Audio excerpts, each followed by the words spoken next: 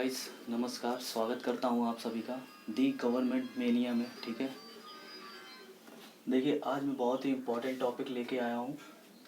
Most important constitutional amendment. ठीक है, संशोधन। ठीक है, भारत में जितने संशोधन हुए हैं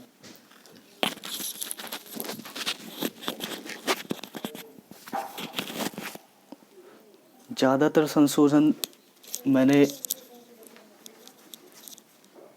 हटा दिया है। जो इम्पोर्टेंट है, मोस्ट इम्पोर्टेंट संशोधन है, जो आए हुए एग्ज़ाम में है, फ्रिक्वेंटली पूछे जाते हैं, उन्हीं को मैं डिस्कस कर रहा हूँ।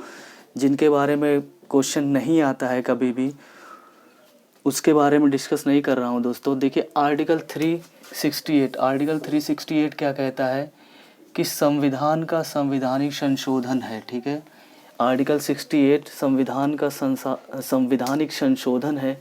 याद रखना आर्टिकल 378। ठीक है, पहला पॉइंट यही है कि इस आर्टिकल के अकॉर्डिंग क्या होगा, संविधान का संवैधानिक संशोधन होगा। ठीक है, अब देखिए क्या होगा, सुप्रीम कोर्ट के अनुसार। ठीक है, सुप्रीम कोर्ट के अनुसार ही संशोधन कौन करता है, संसद करती है। ठीक है, हमेशा याद रखना, संशोधन संसद करेगी, पार्लियामेंट करेगी।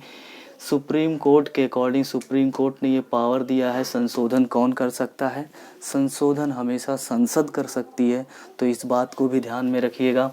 स्टार पॉइंट है। ठीक है, अब देखिए फर्स्ट अमेंडमेंट, सबसे ज़्यादा क्वेश्चन यही आ चुका है। फर्स्ट अमेंडमेंट यूपीएससी से लेके एसएससी तक सारे में आ चुका है ये क्वेश्चन। नाइन्थ शेड्यूल वर एडेड, ठीक, इन कॉन्स्टिट्यूशनल अमेंडमेंट। ठीक है, इन कॉन्स्टिट्यूशनल 1951। ठीक है, 1951 में 9वीं अनुसूची को जोड़ा गया था। पहला अमेंडमेंट हुआ था जब। ठीक है, 1951 में, ईयर याद रखना दोस्तों। ठीक है, पहला अमेंडमेंट कब हुआ था, 1951 में 9th शेड्यूल को जोड़ा गया था। 7th अमेंडमेंट कब हुआ था, 1956 में। ठीक है, ईयर भी आपको याद रखना है, 1956 में राज्यों का पुनर्गठन हुआ था। किसके अकॉर्डिंग, भाषा के आधार पे। ठीक है, भाषा के आधार पे राज्यों का पुनर्गठन किया गया था 1956 में, 7th अमेंडमेंट। ठीक है, अब देखिए क्या 1963। ठीक है, 1963 में जो हाई कोर्ट के जज हैं उनकी आयु 60 से 62 कर दी गई थी। ठीक है, 60 से 62 कर दी गई थी 1963 में। कौन सा अमेंडमेंट था ये, हमारा ये 15वां अमेंडमेंट था। ठीक है, 15th अमेंडमेंट याद रखना, 15 अमेंडमेंट के थ्रू ये हुआ था। अब 21वां अमेंडमेंट क्या है, सिंधी भाषा को, ठीक है, सिंधी भाषा हमारी जो है उसको 15वीं भाषा के रूप में मान्यता दी गई थी। ठीक है, 15वीं भाषा के रूप में 1967 ईस्वी में। ठीक है, 1967 में किसको, 15वीं भाषा के रूप में सिंधी भाषा को संविधान में मान्यता मिली थी। 36 अमेंडमेंट 1975 में। ठीक है, सिक्किम को राज्य का दर्जा दिया गया दोस्तों, सिक्किम को राज्य का दर्जा दिया गया 1975। This is the another most important question. ठीक है, 1975 36 अमेंडमेंट। ठीक है, 42 amendment, this is the most important question. ठीक है, 42 amendment, it is also called as a mini constitutional amendment. ठीक है, 1976 में क्या हुआ था, प्रस्तावना के 3 शब्द जोड़े गए थे। सबसे ज़्यादा पूछे जाने वाला क्वेश्चन है। ठीक है, कौन सा, 42 अमेंडमेंट। ठीक है, 1976 प्रस्तावना के 3 शब्द जोड़े गए थे, तो याद रखना इस 42 को। 44 संशोधन 1978 में संपत्ति के आधार को कानूनी अधिकार बनाया गया। ठीक है, पहले ये मौलिक अधिकार हुआ करता था। ठीक है, तो इसको क्या किया गया, कानूनी अधिकार बनाया गया दोस्तों, तो इसको भी याद रखना आप। ठीक है, 1978 में 44।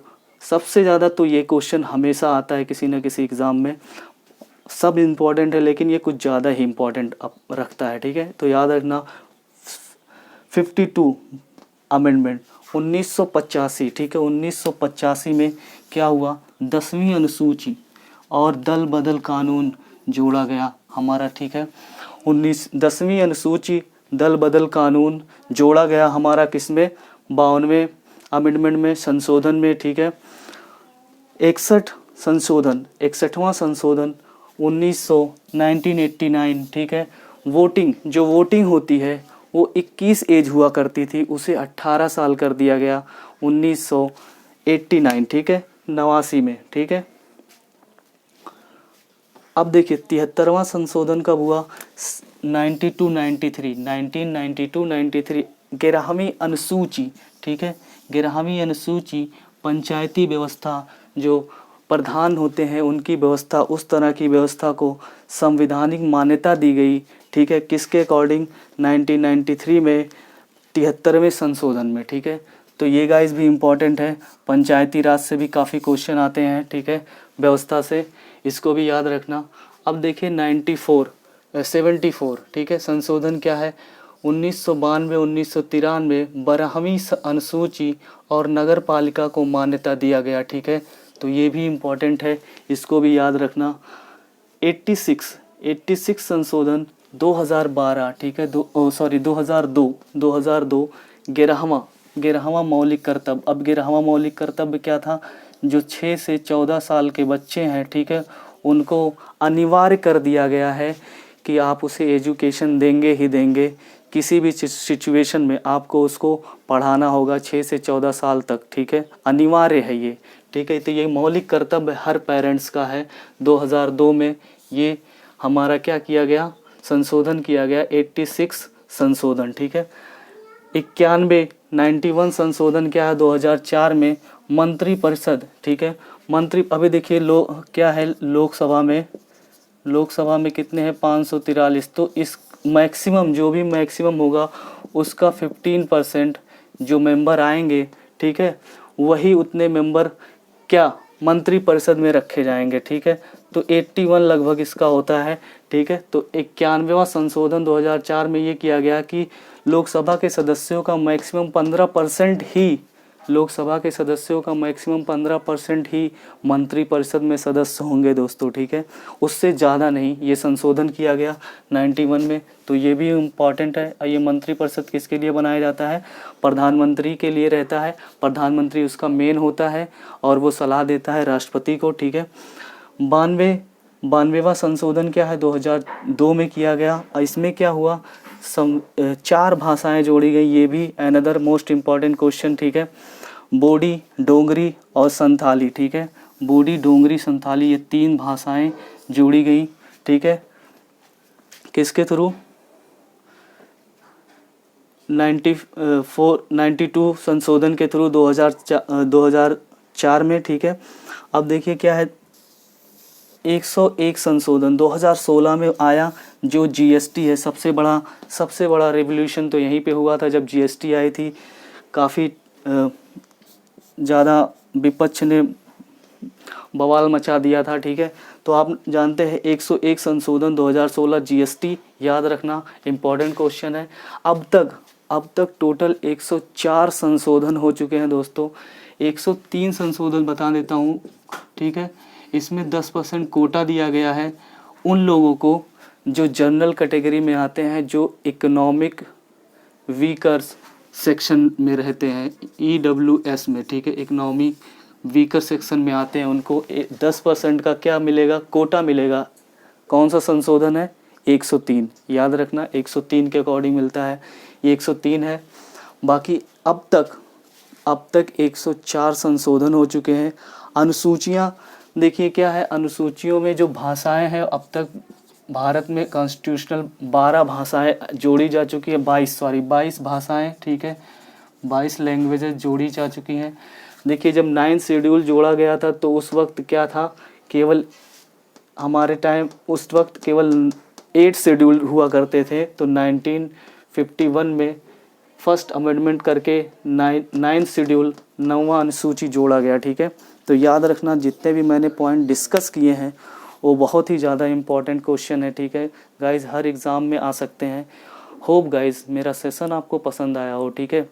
उम्मीद करता हूँ जो भी लोग हैं वो मेरे वीडियो को शेयर करेंगे दोस्तों में, ताकि और भी ज़्यादा लोग मुझसे जुड़ सकें और भी मैं मोटिवेट हो सकूं पढ़ाने के लिए आप लोगों को। और भी सब्जेक्ट मैं लाने वाला हूँ, ठीक है दोस्तों। तो मेरे साथ बने रहिए और चैनल को सब्सक्राइब कर लीजिए, ठीक है। बेल आइकन प्रेस कर लीजिए ताकि आपको टाइम टू टाइम नोटिफिकेशन मिलती रहे, ठीक है। होप गाइज मिलते हैं अगले सेशन में।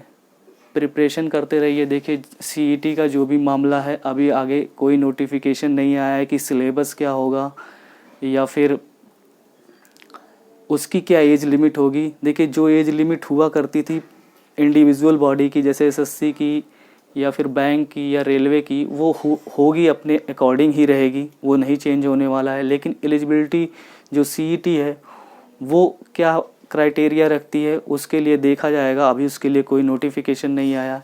और देखिए कोई भी एग्ज़ाम मिक्सअप नहीं हो रहा है। ग्रेजुएशन के लिए ग्रेजुएशन एग्ज़ाम होगा, ठीक है। 12th के लिए 12th, 10th के लिए 10th।